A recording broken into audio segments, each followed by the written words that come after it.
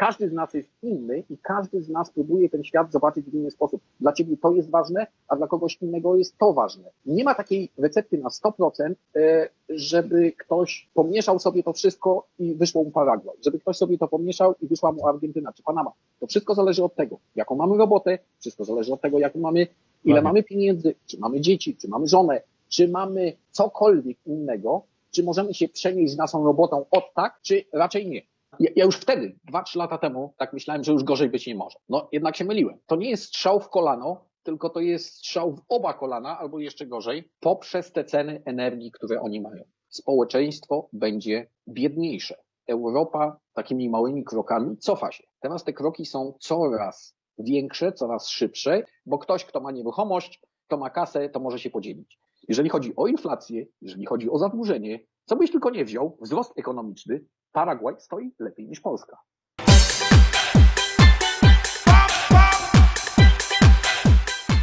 Tomek, witamy na kanale Polacy w Ameryce Łacińskiej i zadam Ci takie podchwytliwe pierwsze pytanie, zanim przejdziemy do tego sedna. Ile masz lat i skąd jesteś z Polski? No, witam. Pozdrawiam, dzięki za zaproszenie. 51 lat. Nazywam się Tomasz Łukasiak, urodziłem się w Ostródzie na Mazurach i mieszkaliśmy tam do mojego 15 roku życia i wyprowadziliśmy się do Niemiec. Mieszkałem przez 33 lata w Niemczech nad Jeziorem Bondeńskim i tam w te ostatnie miesiące, chwile najsłynniejszej choroby na świecie nie wytrzymałem i uciekłem stamtąd. Ale to była tylko taka kropelka w morzu, bo ja już o tym wcześniej myślałem. Czego w takim razie nie wybrałeś Polski? Masz korzenie w Polsce, to uciekłeś stamtąd, z Niemiec, do Polski, a wybrałeś sobie taki Paragwaj. Tak, też o tym myślałem. Przede wszystkim jedną z rzeczy, które dla mnie takie bardzo ważne było to, że ja różne rzeczy w moim życiu robiłem i ja najprawdopodobniej nie dostanę emerytury. Jeżeli ją dostanę, to będzie to, co kot napłakał. I mam w miarę duże pieniądze w kryptowalutach i ja szukałem sobie, zanim w ogóle wymyślono najsłynniejszą chorobę na świecie, jakiegoś miejsca, żeby nie zapłacić podatku od kryptowalut. I takich miejsc na świecie jest wiele. Polska się do tego nie zalicza. I moje przemyślenie wtedy było takie, jeżeli ja tam zapłacę 25% podatku, przykładowo, ja sobie kupię za te 25%, które bym nie zapłacił, 1, 2, 3 czy 4 mieszkania, no to będzie moja emerytura. Ale chciałbym zrobić to w legalny sposób. Nie chciałbym tego zrobić, że pojadę gdzieś i coś po cichutku tutaj sprzedam, coś kupię, bo tak naprawdę później te pieniądze będą nielegalne i to wcześniej czy później nie musi, ale może się przeciwko mnie odwrócić. To był mój taki plan. I ja według tego planu szukałem sobie różne miejsca na świecie. Byłem 2 razy na Filipinach, pierwszy raz 6 tygodni. Przez 6 tygodni przejechałem na Filipinach jakieś 1500 kilometrów. Byłem na wielu wyspach. Filipiny mi się bardzo podobają. Tylko tam jest też kilka takich problemów, że nie można mieć własności, ziemi na własność. Mieszkanie możesz mieć, ale ziemi nie możesz mieć. Też nie możesz mieć do końca firmy na siebie, że musisz mieć żonę, że musisz mieć wspólnika, a z żoną i wspólnikiem to też różnie może być. Znam przykłady, że to było wszystko w porządku, że się nic złego nie stało, ale znam przykłady z Filipin, że ludzie zostali goli i bosi. To było takie przemyślenie chyba w 2017 czy 2018 jakoś tak. Byłem pierwszy raz na Filipinach i naprawdę mi się bardzo podobało. Ja mam w ogóle jobla na punkcie pływania. Jeżeli chodzi o morze, o wodę, to jest naprawdę idealne miejsce na świecie. W niektórych miejscach ta woda nie jest krystaliczna, ona jest przepiękna, ona jest turkisowa, ona jest taka, jak my sobie wyobrażamy raj. Jest wiele miejsc takich w Filipinach, tylko niestety na tych Filipinach nie ma tej własności. Też często gęsto są jakieś kataklizmy, trzęsienia ziemi, tajfuny. I poznałem też Polaków na wyspie Bantajan, którzy stracili wszystko. Otworzyli hotelik taki mały i stracili wszystko. Zostało wszystko zdmuchnięte, że tak powiem, przez wiatr. I znowu zaczynali od nowa. Ale to jest akurat bardzo ważne i tutaj przerwę, akurat wejdę Ci w słowo, ale wytłumaczę słuchaczom, na czym to polega. Jest tak, że gdzie ładniejsze są widoczki, tam niestety jest ta druga strona i tam zawsze przypląta się albo tajfun, albo huragan. I tutaj już kiedyś wspominałem, miałem sąsiada, który w Apple'u pracował przez bardzo wiele lat, on był w tej pierwszym rzucie przyjętych osób i jako tam księgowy załapał się do Steve'a Jobsa i był naszym sąsiadem w Panamie. I on mieszkał na Kajmanach. I spytam się go, no tak, to było na Kajmanach. I on mówi, wiesz co, było tak, że przyszedł ten wielki huragan. Ale co, to nie zrobiłeś pracy domowej, że ten huragan może przyjść? On powiedział, nie, zrobiłem pracę domową, ale to polegało na tym, że wiesz, tam co roku przychodzi jeden albo dwa huragany, no i one przychodzą i sobie odchodzą. No i w końcu przyszedł ten duży, po jakichś 6 latach, jak już tam mieszkaliśmy i zmiótł mi wszystko. I ja wtedy, no to dobrze, to nie zapłaciłeś chyba ubezpieczenia, nie miałeś, nie? On mówi, nie miałem ubezpieczenia, ale zabiera ci 2 lata życia, żeby to odbudować. I stwierdził, nie, stąd też to nie są tylko Filipiny, jak mówisz, też akurat Karaiby są takie i myśmy stwierdzili, nie, ryzykować aż tak bardzo nie chcemy i chcemy mieć po prostu problemy w przyszłości. Ale wróćmy do Twojego tematu. Ale co na przykład, no dobrze, no to Filipiny nie, Tajlandia, Malezja, dlaczego nie tam? Musisz sobie to w ten sposób wyobrazić, że wszędzie w Azji mieszka na kilometr kwadratowy dużo więcej ludzi niż w Ameryce Południowej. I tam rząd chroni ich przed tym, żeby bogaci Amerykanie, żeby bogaci ludzie z Europy im wszystko nie wykupili. I praktycznie we wszystkich państwach, ja się z Tobą zgodzę, Tajlandia na przykład też jest odjazdowym miejscem na tej ziemi, ale tam znowu jest problem z własnością. Jeżeli kupisz sobie coś, ja nie miałbym jeszcze 20-30 lat, żeby znowu później na to pracować, jeżeli bym to stracił, może nie przez tajfun, tylko nie wiem, przez jakiegoś wspólnika, czy w inny sposób. To, co mam, chciałbym właśnie w miarę zatrzymać, też z tym zamysłem, żeby w legalny sposób nie płacić podatku i ewentualnie kupić sobie za to 1, 2, 3 mieszkanie i żeby to było moją emeryturą. Taki zamiar miałem. A w Ameryce Południowej na przykład taka duża różnica, jaka jest między dwa pole, które są odwrotnością siebie. Bangladesz, najbardziej zatłoczone miejsce na świecie. Mówimy o przeciętnym, nie mówimy o jakiejś maksymalnej ludzi, która tam mieszka. Tam mieszka ponad 1000 ludzi na kilometr kwadratowy, przeciętna.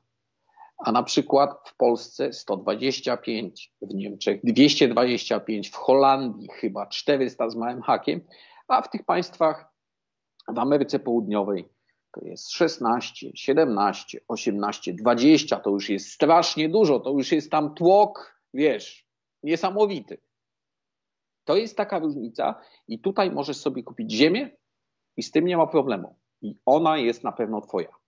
Wtedy stwierdziłeś, nie, no to rzucę sobie mapą i wyszedł mi Paragwaj, czy brałeś pod uwagę jakieś inne kraje, czy w ogóle co miałeś wspólnego z Paragwajem wcześniej może, że akurat no, azymut sobie wziąłeś na Paragwaj. Co takiego Paragwaj ma, czego inne kraje nie ma? Argentyna, Brazylia albo Meksyk?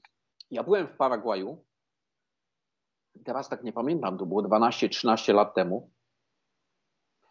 Tam, gdzie w Niemczech mieszkałem, mój sąsiad wyjechał do Paragwaju 15-17 lat temu i on cały czas tam do mnie pisał, namawiał mnie, przyjedź, zobaczysz, tu jest fajnie.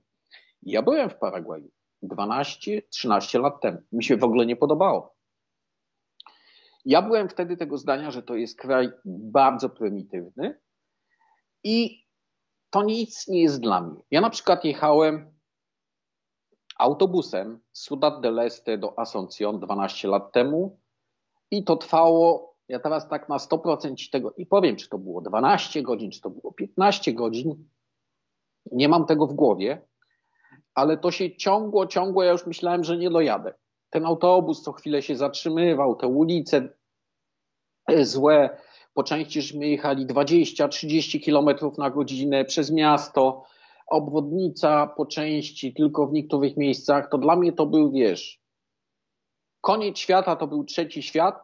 Co prawda, wiesz, ta stolica wtedy była inna, ale też to było takie miejsce,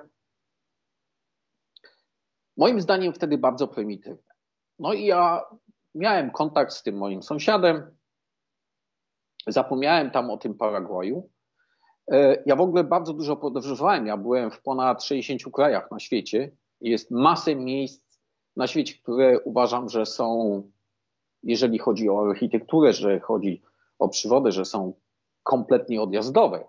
Na przykład Mongolia, na przykład Chiny, jeżeli chodzi o ludzie, na przykład Uzbekistan, którego nikt tak za dobrze nie zna, to też są bardzo fajne miejsca. Tylko jeżeli chodzi... A teraz Uzbekistan to jest jeden z czołowych krajów, jeśli chodzi o ekonomię w Azji Centralnej. Akurat wyskoczyli jak nie wiem. I kto to wiedział kiedyś, nie? Tak, kto to wiedział, ale na przykład ja tam byłem, mi się tam bardzo podobało, tylko że to było tak też bardzo wszystko pod górkę. Ale Uzbekistan, żeby tam pojechać, zobaczyć, czy na przykład jakbym ewentualnie kiedyś miał za dużo pieniędzy z krypto, to też można by było pomyśleć, żeby na przykład tam coś zainwestować. Moim zdaniem też bardzo fajne miejsce na świecie i przede wszystkim też wcześniej czy później, tak mi się wydaje, że to będzie się rozwijało turystycznie. To jest, jeżeli chodzi o to, co ten kraj ma do zaoferowania w stosunku z tym, co ludzie, czy większość ludzi na świecie o tym wie, to jest ogromna przepaść. Tam na pewno też można byłoby coś zrobić. Tylko właśnie tam, wtedy jak ja byłem, to też był problem z polityką. Teraz też jest to całkiem inaczej, czy na przykład Kazachstan też jest miejscem na świecie, który się niesamowicie rozwija i do Niemiec, jak myśmy wyjechali w 80 latach, w 90 latach, też masę ludzi mające korzenie niemieckie, którzy urodzili się czy mieszkali w Kazachstanie, wyjechali do Niemiec. I znam kilka osób, które znowu z powrotem z Niemiec do Kazachstanu wróciły i powiedziały, że w tych Niemcach jest nie do wytrzymania. Wróćmy do Ameryki Łacińskiej. Wiadomo, że w Paragwaju jest dosyć dużo osób pochodzenia niemieckiego i to nie pierwsze pokolenie już. 7-8%. Czy nie zauważyłeś czegoś takiego, ponieważ w sumie jesteś w Paragwaju jak długo? Dokładnie? 3 lata, chyba 3 lata. 2 miesiące. 2 miesiące z małym hakiem, brakuje do 3 lat. No to nie masz może takiego doświadczenia w sensie 10-15 lat, już tam mieszkasz na stałe i na przykład widzisz, że teraz osoby, które przyjeżdżają z Europy czy z Niemiec, no to one nagle mają opinię o tym, co się tam dzieje w Niemczech. Czy coś takiego w ogóle zauważyłeś? Ja mam w ogóle kontakt z ludźmi z Polski, z Niemcami i to jest, ja już wtedy, 2-3 lata temu, tak myślałem, że już gorzej być nie może. No jednak się myliłem. I na przykład przed Wielkanocą rozmawiałem tam z ludźmi, gdzie ostatnim razem pracowałem w Niemczech. To też to nie jest strzał w kolano, tylko to jest strzał w oba kolana, albo jeszcze gorzej, poprzez te ceny energii, które oni mają. Wcześniej czy później w Niemczech będziemy mieli taką sytuację i w całej Europie też, w Polsce też, poprzez zalanie, zamknięcie kopalni, bo to jest zielona droga, którą teraz musimy iść, a w Niemczech poprzez zamykanie elektrowni atomowych, poprzez w sztuczny sposób podwożenie energii. Jeżeli podwożymy energię, i to nie ma znaczenia, czy produkujemy koszulki, czy produkujemy talerze, czy produkujemy samochody, czy cokolwiek, wszystko jest droższe, czy nawet chleb, wszystko jest droższe. I to sprawi, że ten przemysł z Europy, z Niemiec zacznie uciekać w inne miejsca na świecie i społeczeństwo będzie biedniejsze. I to był też wtedy już u mnie taki zamysł, że Europa wtedy, 2-3 lata temu, takimi małymi krokami cofa się. Teraz te kroki są coraz większe, coraz szybsze i teraz wróćmy tutaj z powrotem do tego Paragwaju.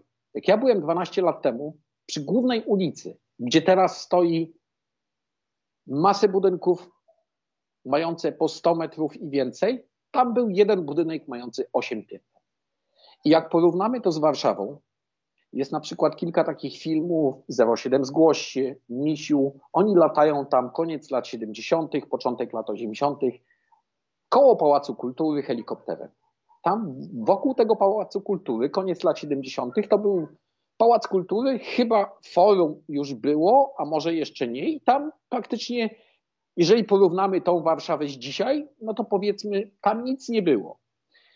Tylko że Warszawa potrzebowała 30 lat z hakiem, może niecałe 40, żeby tak wyglądać, jak ona dzisiaj wygląda, a Asunción 8-10. To jest niesamowity skok, co się zrobił. Teraz na przykład w tym roku będzie oddany najwyższy budynek w Paragwaju. Oni jakieś 3/4 już zrobili, 44 piętra, 175 metrów wysokości. To jest mniej więcej Pałac Kultury bez wieży. Pałac Kultury ma chyba 212, coś takiego. Tylko że znowu już zaczęto inny budynek budować, jeszcze wyższy od niego. Tylko to potrwa jeszcze 3-4 lata. To, co się tutaj buduje, to jest naprawdę odjazd kompletny, tylko że znowu Paragwaj ma takie dwie niewiadome, jak to będzie dalej szło. Pierwsza niewiadoma to jest to, jak sytuacja w Europie będzie wyglądała, sytuacja z wojną, czy to się rozleje, czy nie, czy ludzie będą uciekali z Europy, a druga, jak Paragwaj zareaguje, jak oni zmienią ewentualnie politykę emigracyjną, która na dzień dzisiejszy jest trudniej niż było 2-3 lata temu, jak ja przyjechałem, ale dalej jest bardzo prosto osiedlić się tutaj. I to jest właśnie to, co ja cały czas myślę, żeby być tutaj legalnie, mieć dokumenty, płacić podatek, sprzedać krypto i jeżeli przyjdzie co do czego, kupić ziemię, mieszkanie, co tylko byś nie chciał i pokazać kwit. Te pieniądze są legalne. Ja za nie zapłaciłem 0% podatku. One są legalne. To jest to, o czym cały czas myślę. Tego w tej chwili w Europie nie mógłbyś zrobić, ani w Polsce, ani w Niemczech. Nie, nie. Dobrze, wspomniałeś o dwóch rzeczach. Właśnie jak na przyszłość w Paragwaju może mieć wpływ emigracja z Europy, jeśli chodzi o to, jak łatwo jest uzyskać pobyt stały. I teraz tak, czy jak sytuacja w Europie będzie gorsza, to dla Paragwaju jest to lepiej, bo wtedy większa ta fala imigrantów i to jest dobre, czy to jest złe?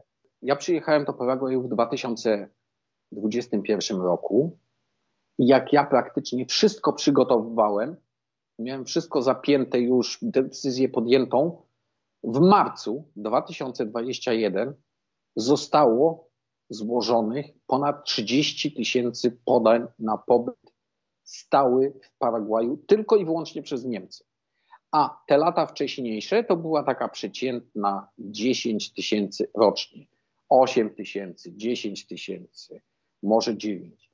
Ale marzec to jest jeszcze nie koniec roku. I do końca marca zostały złożone ponad 30 000 podań. I to było coś, co przypuszczam, Paragwaj nawet się nie spodziewał tego, że ludzie tak będą uciekali i te przepisy zostały zmienione. Bo to, co było wcześniej, to była bajka, żeby dostać tutaj pobyt. To była bajka. Teraz dalej jest prosto, ale tylko się dostaje na 2 lata, które później można przedłużyć na 10. Ale też trzeba się wykazać, z czego będziemy żyli, jakie pieniądze mamy. Ale mimo tego, w porównaniu z innymi państwami, ja ci teraz z głowy nie powiem, jaki to był rok. Jak ja się właśnie zastanawiałem, będąc jeszcze w Niemczech, gdzie by wyjechać, znalazłem taką małą wysepkę na Karaibach, Dominika, tylko nie mówimy tutaj o Republice Dominiki, tylko taka mała Nie, wysepka na południe. nie Dominikanie, tylko Dominice. O tak. Tak. Okay. Tak. I oni wtedy, jak się nad tym zastanawiałem, oni dawali paszport za $5,000. Nie pobyt, tylko paszport. Tam to trwało też 2 czy tam 3 miesiące, ale dostawałeś paszport. I to się już dawno skończyło. I czym będzie więcej dolewane oliwy do ognia w Europie, nie wiem, w Izraelu, czy na przykład tak jak w Kanadzie, to co się stało, że sprawia, że ludzie uciekają, że za wspomaganie demonstrantów przeciwko rządu jesteś wrogiem rządu i ci blokują konto. Czym więcej takich poczynań na całym świecie sprawi to, że ludzie będą szukali, uciekali. I tutaj akurat wejdę Ci w słowo jeszcze raz, Tomek, i może słuchaczom wytłumaczę, bo to nie chodzi tutaj o Paragwaj. Tutaj chodzi o całą Amerykę Łacińską. Ja podam przykład, jak to jest Zgadzam w się. Panamie. Ta ilość teraz osób, które chcą się tu przenieść, jeszcze tyle osób nie było. I to jest tak, że nie każdy ma może takie zasoby, że od razu, nie wiem, przyniosę się, kupię sobie olbrzymią chatę i tak dalej. Nie. To bardzo dużo osób się przenosi, które nawet nie mają jeszcze wypracowanej emerytury, jakichś ekstra zasobów, ale one po prostu już mają dosyć. I to nie jest tak, że na przykład Paragwaj czy Argentyna, kiedyś one dawały mało, a nagle jakiś nowy program wprowadzili tego. Nie, nadal jest to dokładnie to samo, tak samo jak w Ameryce Środkowej, że te przepisy się nie zmieniły, one są takie same, jak nie ciutkę nawet gorsze, żeby się tutaj przenieść nie jest tak łatwo, ale sytuacja w tych innych krajach się zmieniła bardzo. I czym idzie na gorsze właśnie w tych krajach tak zwanego pierwszego świata, tym większa fala jest ludzi nawet tutaj. Nawet ten budynek, w którym my mieszkamy, on był wybudowany może 7-8 lat temu i w ciągu pierwszych 2 lat prawie wszystko się sprzedało, a potem wszystko stało. I te ostatnie 5 mieszkań, wszystko poszło w tym roku, a przez 5 ostatnich lat one stały, nie mogli tego sprzedać, potem jeszcze jakiś COVID doszedł, a teraz poszły jak świeże bułeczki. Takiej fali tutaj nie było. I to my to zauważyliśmy, że to jest głównie Ameryka Północna, zwłaszcza Kanada, i jest tak, że z Europy to są Niemcy. To akurat są Niemcy, wiesz, Tomek, stąd też sorry, że cię wciąłem, ale nie mogłem wytrzymać. Okej. Ale dokładnie tak jak jest, jak mówisz. Będąc kiedyś w urzędzie imigracyjnym, mówię tak na oko, nie chcę przesadzać, ale 80-70% osób, które tam się kręciły, to mówiły po niemiecku. I to są nie tylko Niemcy, ale tak samo Szwajcarzy, Austriacy, ludzie z Luksemburgu. Tam wszystko jest. A teraz jak pójdziesz do urzędu imigracyjnego, są ludzie z tureckim paszportem, są ludzie, trzymaj się, mówiący bardzo dobrze po hiszpańsku, z amerykańskim paszportem. Na przykład spotkałem jedną taką osobę niedawno w urzędzie imigracyjnym, lekkiego, ciemnego koloru skóry z Teksasu. Osoba, która mówi lepiej po hiszpańsku niż ja. To się mówi o nich passport bros. To wiesz, jest taki termin w Stanach, to oni wyjeżdżają ci czarnoskórzy, żeby żony sobie szukać w Ameryce Łacińskiej, to jest coś innego może. Akurat tutaj nie chodzi bardziej o sprawy ekonomiczne. Nie pytałem się, czy przyjechał po żonę, ale rozmawiałem z nim krótko. Ale czy na przykład, Tomek, dlaczego akurat Paragwaj? Ja wiem, że akurat Paragwaj, no to ma bardzo takie tradycje związane, że tutaj Niemcy przyjeżdżali od bardzo długiego czasu. Ale dlaczego nie Brazylia, Argentyna albo Meksyk? Zanim ja pojechałem do Paragwaju 12-13 lat temu, byłem w Brazylii 2 razy. Brazylia ma 8,5 milionów kilometrów kwadratowych. Jest potężna i tam masz wszystko. Tam, jeżeli chcesz mieć chłodniejszy klimat, możesz mieć. Tam, jeżeli chcesz mieć góry, masz. Jeżeli chcesz mieć plaże, masz. Jeżeli chcesz mieć powietrze takie, które można ciąć nożem, jak nad Amazonką, wszystko co masz. Różne przeróżnistą przyrodę, co tylko byś nie chciał. Ja byłem 2 razy w Brazylii. Bardzo mi się podoba. To generalnie przestępczość, ale to w Paragwaju akurat takiego problemu nie ma? Czy on jest mniejszy? Też przestępczość, jeżeli porównamy Brazylię i Paragwaj, w Paragwaju jest dużo, dużo mniejsze. Jak przyjedziesz przez granicę w Ciudad del Este, co prawda w Paragwaju też jak najbardziej zdarza się, że masz drut kolczasty pod prądem, ale jeżeli przyjedziesz przez granicę do Brazylii, to musisz szukać świeczką domu bez druta kolczastego i bez prądu. W Paragwaju masz masę, wszystko zależy oczywiście od dzielnicy, masę miejsc, że domy normalnie stoją, płot jak zwykły płot, jak gdzieś indziej, że nie masz podpiętego płotu pod prąd, gdzie ja kiedyś mieszkałem na początku, bo się bałem, że mnie, wiesz, zaraz zabiją, nerkę wytną i całą krew ze mnie wypiją i sprzedadzą. Mieszkałem w najdroższej dzielnicy. Dom bez płotu, pod domem stoi Porsche i Mercedes. I się nikt nie boi. Wszystko zależy od tego, gdzie mieszkasz. Są dzielnice takie, że nie powinno się chodzić za dnia, a w nocy to już w ogóle, ale w Brazylii jest tak, jeżeli cię nie znają, jeżeli ty pójdziesz tam jako gringo, jako biały, to są miejsca, że się nie powinno chodzić. I zabić cię nie zabiją, ale stracić telefon, stracić portfel, stracić, nie wiem, plecak jest bardzo łatwo. Przez 2 lata, 2,5 roku tutaj, jak ja jestem w Paragwaju, było kilka osób, które były też wcześniej czy później w Brazylii. I tam jest praktycznie blisko 100% wszyscy, co pojechali, coś się im stało. Na przykład byli też tacy ludzie u mnie z Wrocławia. Telefon im ukradli na plaży.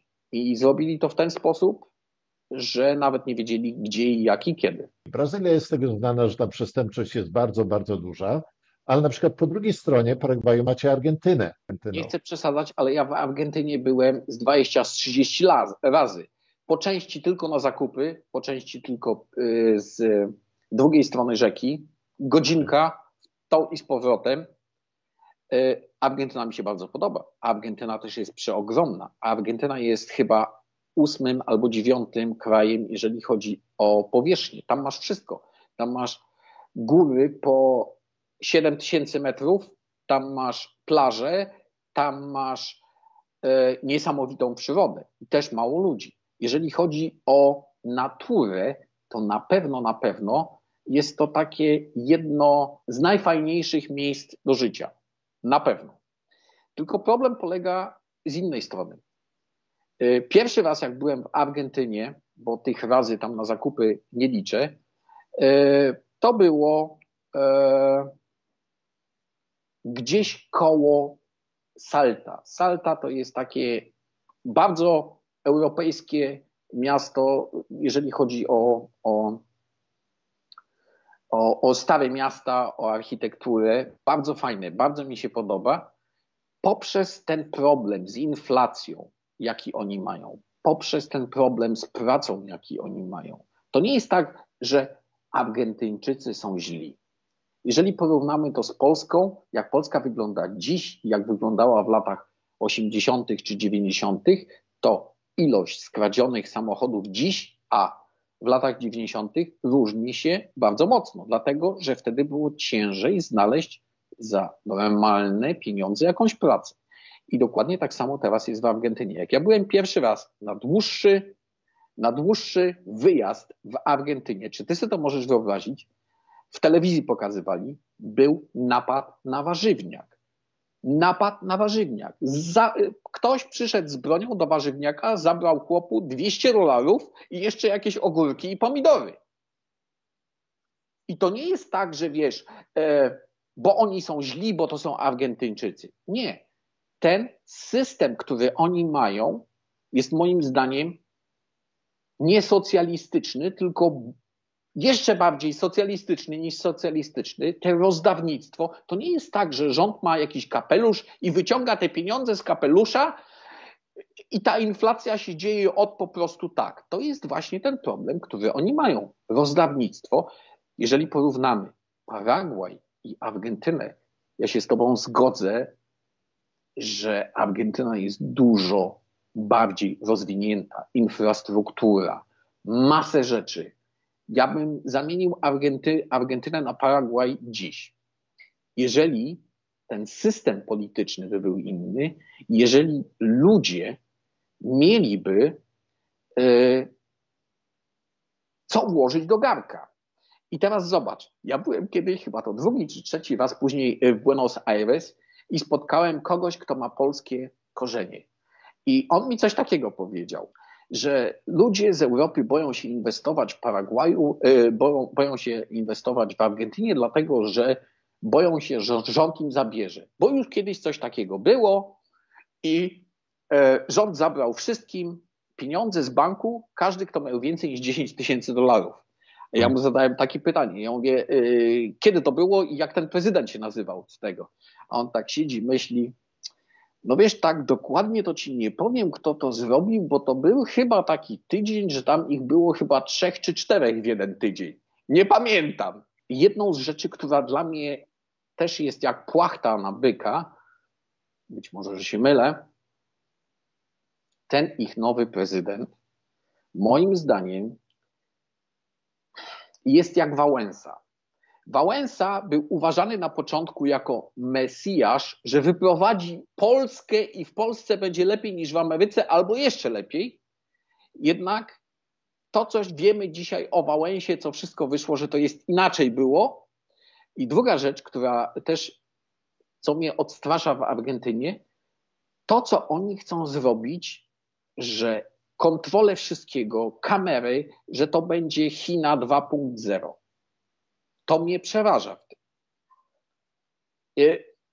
Okaże się wszystko w praniu. Nie wiem, być może, że się mylę, ale o tym się mówi. Ja na przykład jechałem kiedyś na sprawę sądową w Argentynie, tłumaczyłem i rozmawiałem z adwokatem i on mi też taką rzecz jedną powiedział, że to jest to, co się ludziska tam boją, że nie ma tej stabilności, że jeżeli będziesz miał tam nikt nie trzyma pieniędzy w banku, że ci coś zabiorą. I był kiedyś też taki pomysł, coś, co zrobiły Niemcy po II wojnie światowej, że nie mówimy teraz o podatku katastralnym, tylko mówimy o takiej hipotece przymusowej, bo ktoś, kto ma nieruchomość, to ma kasę, to może się podzielić. I w przypadku, jeżeli rząd będzie próbował znowu wyciągnąć pieniądze z kapelusza, a jednak w tym kapeluszu nic nie ma, żeby oni nie zrobili czegoś takiego, niektórzy boją się tego w Argentynie, że oni nałożą taki przymusowy podatek dla tych, którzy mają nieruchomość, czy jak to zwał, hipotekę przymusową. Nie ma na to w języku polskim słowa. W języku niemieckim to jest Zwangshypothek. I czy tak będzie, czy nie? Przypuszczam, że nie, bo to wtedy by, wiesz, cała Argentyna postawiła się na nogi i by w końcu ten parlament tam zburzyli, ale nie wiem, jak to będzie. Różnica dla mnie między Paragwajem a Argentyną jest taka, że tutaj ma stabilność. Paragwaj ma masę paradoksów. Między innymi takim paradoksem jest to, że oni mają marynarkę wojenną, największą na świecie, z państw, które nie mają dostępu do morza. bo rzeki mają po 2,5 kilometra szerokości. I oni, mimo tego, że ta ich ekonomia porusza się na małych obrotach, ale cały czas rośnie, od 15-16 lat mają wzrost. Inną rzecz, jeżeli weźmiesz, obojętnie czy porównasz Niemcy, Polskę czy inne kraje w Europie, jeżeli chodzi o inflację, jeżeli chodzi o zadłużenie, co byś tylko nie wziął, wzrost ekonomiczny, Paragwaj stoi lepiej niż Polska. Czystych, gołych numerkach. Mówimy o inflacji, mówimy o wzroście ekonomicznym, bo to, co w Niemczech, to jest ten wzrost ekonomiczny, to on jest po przecinku 0,1, 0,2 do przodu, być może kiedyś będzie lepiej. Hej, Tomasz, powiedz mi, dla jakiego typu osób przeprowadzka z Europy do Paragwaju jest dobra, a dla jakiego typu osób nie? Bardzo dobre pytanie. Ta cała infrastruktura tutaj w porównaniu z Europą jest na pewno dużo gorsza.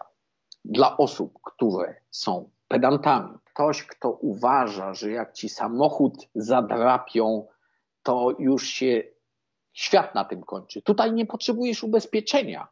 To jest odjazd kompletny, nie ma przeglądu technicznego. Ty nie możesz być pedantem. Musisz się do tego dopasować. Ja na przykład nie mam czegoś takiego, ja jem wszystko. Jeżeli jest mięso, zjem je. Jeżeli go nie ma, mi to nie przeszkadza. Ja mogę cały dzień nic nie jeść, ja zjem banana i też jest dobrze.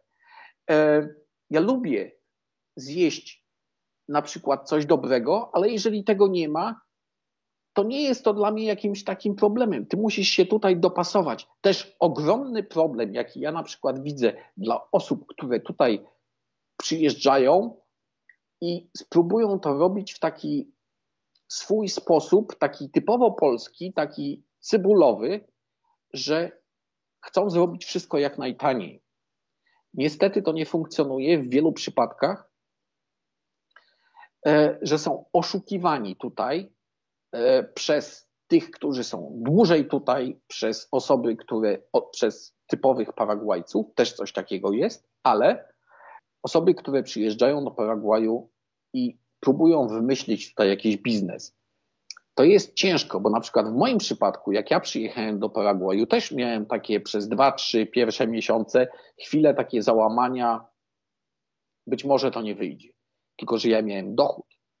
Tomek, ja zauważyłem coś takiego, jak ciebie słuchałem, no to przyszło mi do głowy, że właściwie tutaj są takie dwie grupy osób, dla których to się sprawdza i dla których to się nie sprawdza.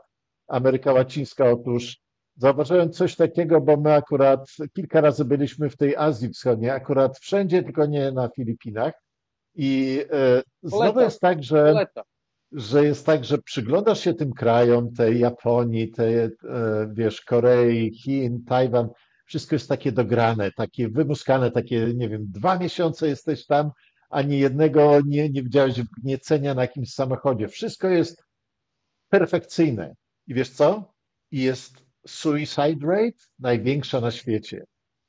I tak moment, no to coś się nie zgadza. No to ci ludzie już żyją w takiej perfekcji, i tylko myślę o tym, jak popełnić samobójstwo. No moment, coś mi tutaj nie pasuje. I wiesz co? I tak do takiej pełni szczęścia niepotrzebna jest perfekcja. Niepotrzebna jest perfekcja. Dobrze jest coś takiego, jak czasami trochę nie działa, jak czasami poluzujesz trochę, czasami podsłuchasz muzyki, tutaj drinka sobie strzelić, oczywiście bez przesady takiej. Ale nie można w takie ekstremalne rzeczy wchodzić, że kurczę, masz Japonię i nagle, wiesz, no biją rekord świata, jeśli chodzi o ilość młodych osób, które chcą popełnić samobójstwo. A jakoś w Ameryce Łacińskiej nie. I stąd też, wiesz, to trzeba dopasować trochę. To jest jedna rzecz. Nie? Perfekcja nie zawsze jest aż taka dobra. A druga rzecz, no to jest, widzisz, ty zacząłeś się interesować krypto, prawda? Nie to, że miałeś pracę jedną rządową albo pracowałeś dla kogoś i wiesz, tylko, nie wiem, po kilku latach już szukałeś innej pracy znowu dla kogoś. Myślałeś bardziej indywidualistycznie, a niestety Polacy tacy nie są. Ci Polacy, zwłaszcza, którzy są w Polsce. I to jest taka bardzo ciekawa statystyka, która to potwierdza. Nie wiem, czy to akurat obiło się o twoje uszy, ale jest tak, że E, Jak zapytasz się Amerykanina, czy rząd, ile procent Amerykanów zgodzi się z tym? Rząd powinien być odpowiedzialny za twoją emeryturę, za twoją służbę zdrowia i po to, żebyś miał z czego żyć do końca życia. To w Stanach jest 23% osób stwierdzi, tak, tak, to powinien być rząd. A w Polsce 2 razy tyle. Prawie połowa Polaków stwierdza, że okej, to rząd jest ten, który się musi, wiesz, tym zająć. I takie osoby, wiesz, one za bardzo nie mają takiego, nie wiem, drive, takiego Wiem, co masz na myśli. ciągotki takiej, żeby, o wiesz, tam wyjadę, tam założę biznes, tam będę. Nie, nie, tutaj mam wszystko ładnie ułożone. I wiesz co, taka Europa nie była kiedyś. Wiesz, akurat Polska miała taką inną historię trochę, ale zwróć uwagę na Europę Zachodnią. Ci wszyscy, którzy odkrywali te nowe lądy, którzy gdzieś tam tracili życie, bo tam patrzyli zawsze, co jest za horyzontem i chcieli budować wszystko od podstaw, to byli na ogół Europejczycy. Oni nie byli z Afryki, no za bardzo z Azji też nie, w dużo mniejszym stopniu, ale Europejczycy byli. A co się stało po II wojnie światowej? Jest taki, nie wiem, coraz bardziej opiekuńczy kraj, wiesz, jedna generacja w czymś takim żyje, druga, trzecia i wiesz co, zanika to po jakimś czasie. Stąd też Europejczycy, no nie mają już czegoś takiego, co mieli jeszcze, nie wiem, ich pradziadkowie. Zgodzisz się trochę ze mną, czy nie? Tak, bardzo się z Tobą zgodzę. Dokładnie jest tak, jak mówisz.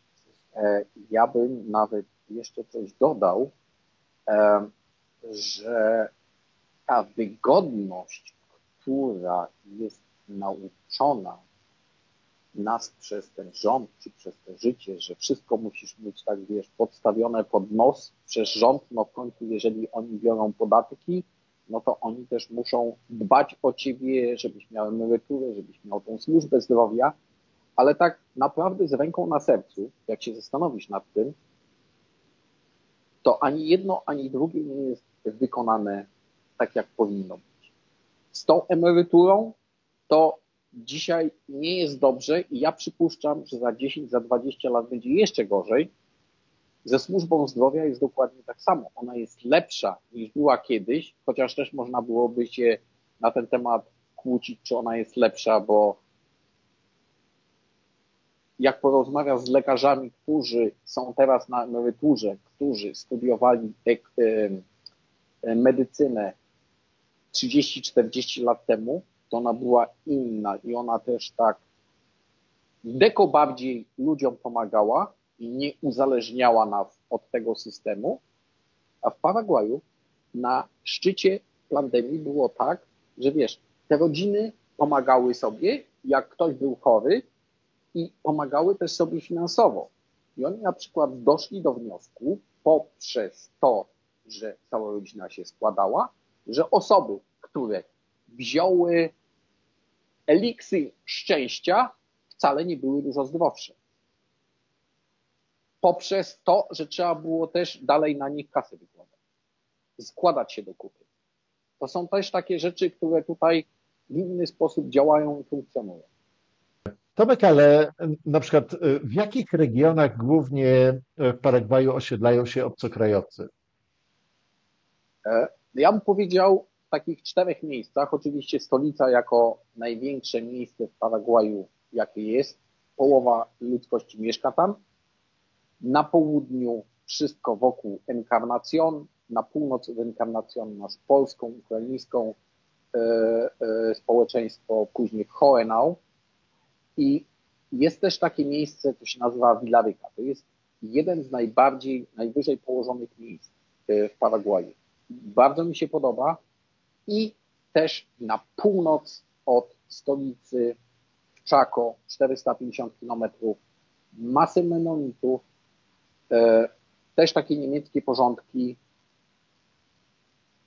tylko bardzo suchy klimat, mało deszczu, ciężko tam żyć. Mówiłeś, Tomek, też, że jest bardzo duża różnica, jeśli chodzi o koszty życia, zwłaszcza akurat teraz, co się robi w Europie i w Niemczech i na przykład no, w Paragwaju.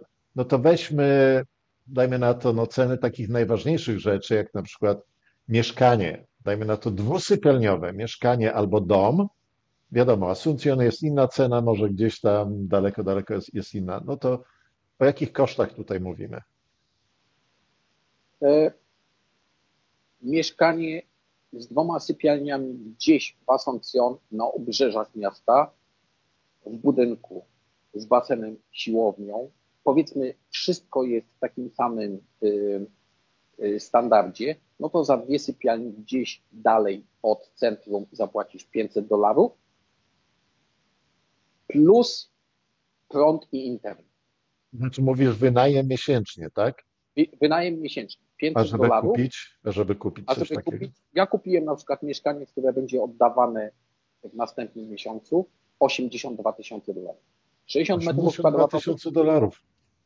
O kurczę. $82,000, 2 sypialnie, e, 2 łazienki, basen, siłownia, miejsce do robienia. Tylko że to jest 3,5 kilometra od centrum. 3,5 kilometra niedaleko. Jeżeli byś Gdzieś chciał, daleko w głębi kraju.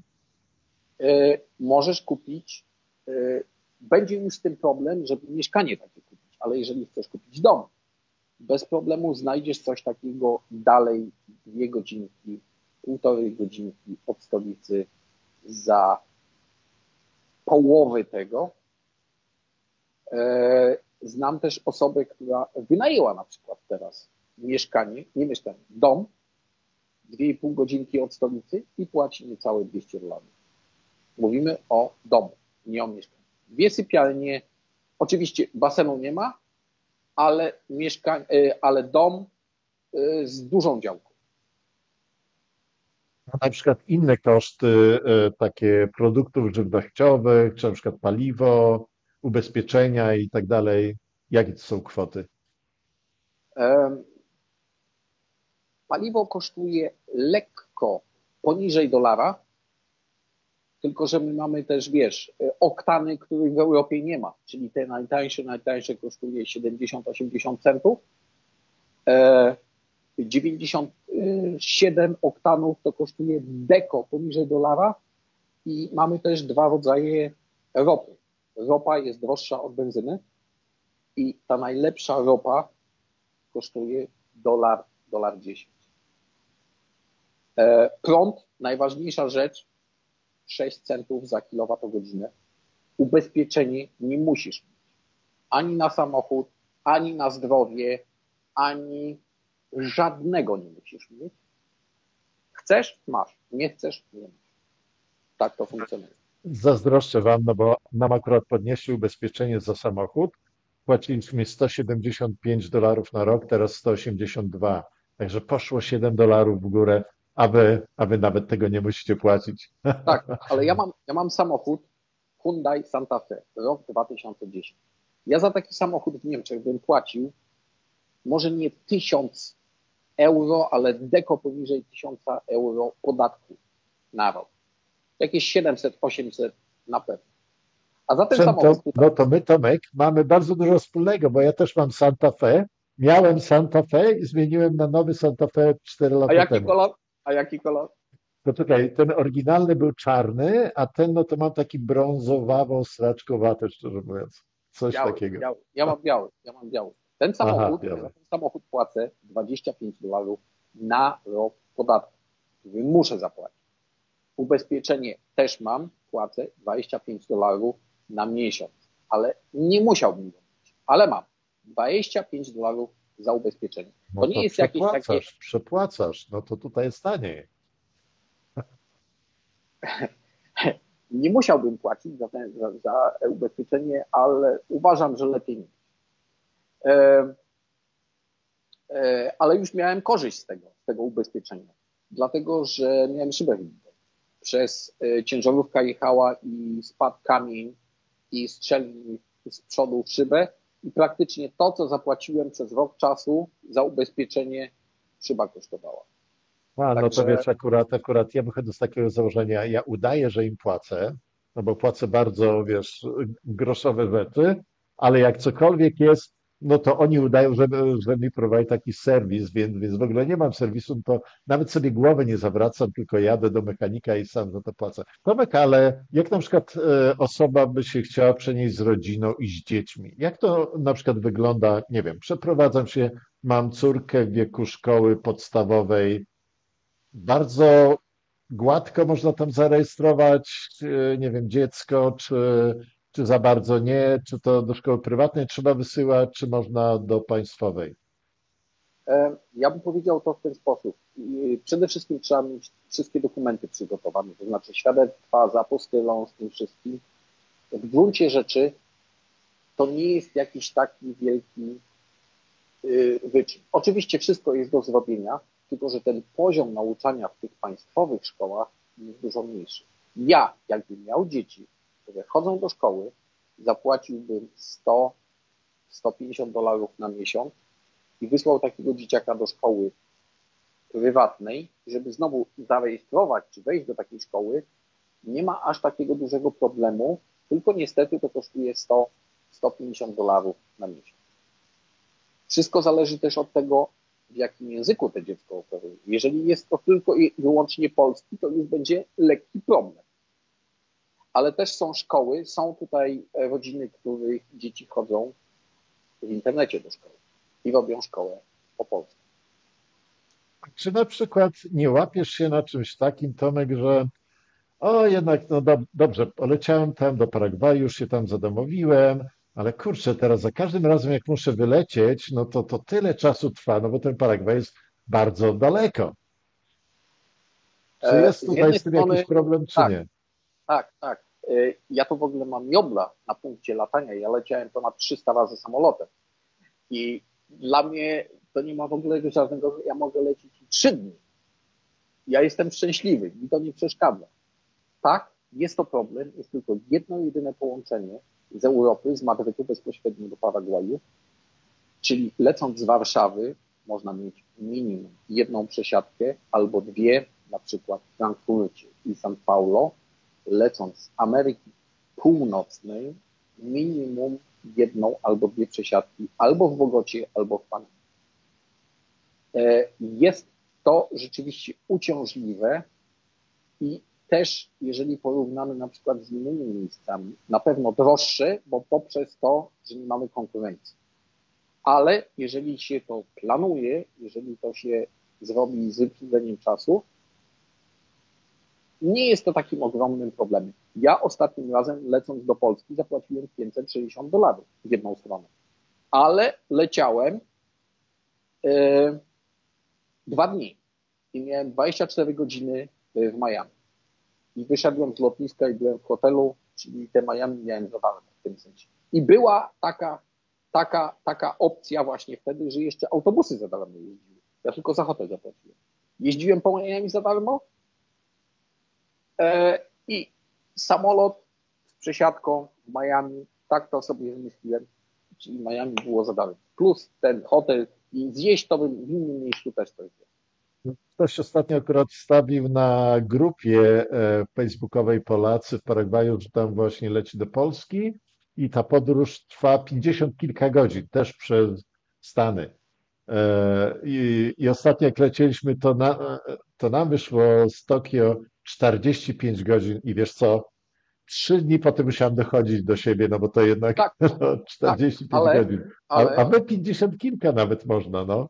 tak, ale ja leciałem do Polski w jedną stronę, normalnie płacąc pieniędzmi, a wracałem z powrotem pierwszą klasą. Taki bilet kosztuje 10 tysięcy dolarów. Ja bym mógł z tego samolotu do dzisiaj nie wyjść. No wiesz co, to nie pomaga. To jak masz tyle godzin, to nawet jak śpisz, to się męczysz, nie? Kurczę, za bardzo nie. Zbyt długo to nie jest zbyt dobre. Tak, ale w Ale pierwszej klasie nawet stewardeski są ładniejsze. no fakt. Jakie są w ogóle na przykład perspektywy rozwoju Paragwaju na przyszłość? Czy na przykład jaka jest tam opinia, że Paragwaj idzie w dobrą stronę, czy może to się zachwiać wkrótce? Jak to wygląda? Jedną z rzeczy, którą moim zdaniem też jest taka, co przeważyła, że ja właśnie do tego Paragwaju przyjechałem, to jest to, że w tamtym roku skończono płacić kredyt za budowę elektro, jak się nazywa, urządzenie do produkowania prądu przez wodę. Elektrownia wodna, nie wiem. Elektrownia wodna. Elektrownia wodna. I to była największa elektrownia wodna na świecie do momentu, jak Chińczycy nie wybudowali. I dlatego prąd kosztuje tutaj 5-6 centów za kilowattogodzinę. I ten kredyt, który oni spłacali, te pieniądze, które oni teraz mają, idą do budowania infrastruktury. Jest następny nowy projekt, odjazdowy też, który na pewno też Paragwaj podniesie. Nie stanie się to przez tydzień, będzie to trwało latami. Będzie budowana droga, którą już zaczęto pomiędzy Pacyfikiem a Atlantykiem przez Paragwaj. Też coś, co sprawi, że ten kraj będzie się rozwijał. Następna rzecz, tylko że teraz z głowy ci tego nie powiem, mi się wydaje, że to jest chyba rok 30 czy 32. Oni podpisali z Brazylią umowę na ten prąd, bo Paragwaj ma elektrownię wodną pół na pół z Brazylią. Tylko że oni produkują tyle tego prądu, nie zużywają tego, to sprzedają do Brazylii. Tylko tą cenę za prąd oni ustalili 20-30 lat temu. I tą cenę zmienią chyba za 7 czy za 8 lat. To znaczy wtedy będą też mieli większe dochody. I to jest, wyobraź sobie coś takiego. Ty kupujesz bitcoina nie za 60 000, tylko za 30, za $300, tak jak ja mojego pierwszego kupiłem. I ja nie mówię, żeby tutaj wszystkie pieniądze do Paragwaju wsadzać, ale można by było to w ten sposób zrobić, że zastanowić się nad tym wszystkim, jakąś taką małą część, bo mi się wydaje, że właśnie te państwo będzie rosło w porównaniu z innymi szybciej. Być może, że się mylę, być może, że nie, ale jak kupisz dzisiaj w Warszawie budynek, mieszkanie Złotej 44, być może ono będzie też miało za 10 lat większą wartość, ale ono nie będzie kosztowało 100% więcej niż teraz. A tutaj taka opcja, taka możliwość moim zdaniem istnieje. Czy to będzie 100, czy to będzie 50. Moim zdaniem to istnieje. I Paragwaj będzie się. Jak ja porównam to, co ja widziałem 12 lat temu, to, co jest dzisiaj, przy tej głównej ulicy w Nowym Mieście, najwyższy budynek, 8 pięter, wtedy, teraz przejedziesz, w ogóle go nie widać. On jest taki mały. No to wygląda to akurat bardzo, bardzo obiecująco, także Tomek, no to no jestem pod wrażeniem. Słyszałem dużo dobrego o Paragwaju wcześniej, ale to za każdym razem jak z kimś rozmawiam z Paragwaju, to potwierdza się i no ciekawe jak to dalej będzie. Tomek, dziękujemy bardzo za poświęcony czas i że trochę nam opisałeś akurat no, Twoją przygodę, jak wygląda Paragwaj dzisiaj i jakie będą perspektywy w przyszłości. Dziękuję bardzo. Wielkie dzięki, Marku. Jeszcze tylko taką jedną rzecz ci chciałem powiedzieć, że ja oglądam też twoje te filmy, ale też nie wszystkie oglądam, większość słucham. Ja mam też taką robotę, że wiesz, kręcę się po domu, wiem jak wyglądasz, niektóre rzeczy wiesz, od czasu do czasu sobie cofnę, ale ja twoje filmy znam i to też jest też taki bardzo fajny kanał, dlatego że możesz zobaczyć, każdy z nas jest inny i każdy z nas próbuje ten świat zobaczyć w inny sposób. Dla ciebie to jest ważne, a dla kogoś innego jest to ważne. I to jest też taka recepta, nie ma takiej recepty na 100%, żeby ktoś pomieszał sobie to wszystko i wyszło mu Paragwaj. Żeby ktoś sobie to pomieszał i wyszła mu Argentyna czy Panama. To wszystko zależy od tego, jaką mamy robotę, wszystko zależy od tego, jak mamy, ile mamy pieniędzy, czy mamy dzieci, czy mamy żonę, czy mamy cokolwiek innego, czy możemy się przenieść z naszą robotą od tak, czy raczej nie. To jest masę rzeczy i to jest, moim zdaniem, twój kanał jest taką pomocą dla wielu, wielu osób, które próbują uciec z tego, z tej najlepszej Europy, czy z tych najlepszej Kanady, czy USA, jest taką pomocą i dla każdego są rzeczy inne ważne. Dla mnie to było to, czy było to. Jak ja pojechałem do Niemiec 33 lata temu, to jest nie do porównania, jak to dzisiaj wygląda. Dzisiaj widziałbym to inaczej, ale na pewno jest to wielka pomoc. To nadal będziemy kontynuowali akurat rozmowy z takimi ciekawymi osobami jak ty. Dziękujemy jeszcze raz. Nie ma za co. Będę cię oglądał, ale na pewno słuchał. Dziękuję, Tomek. To trzymaj się. No, nie ma za co. Wielkie dzięki.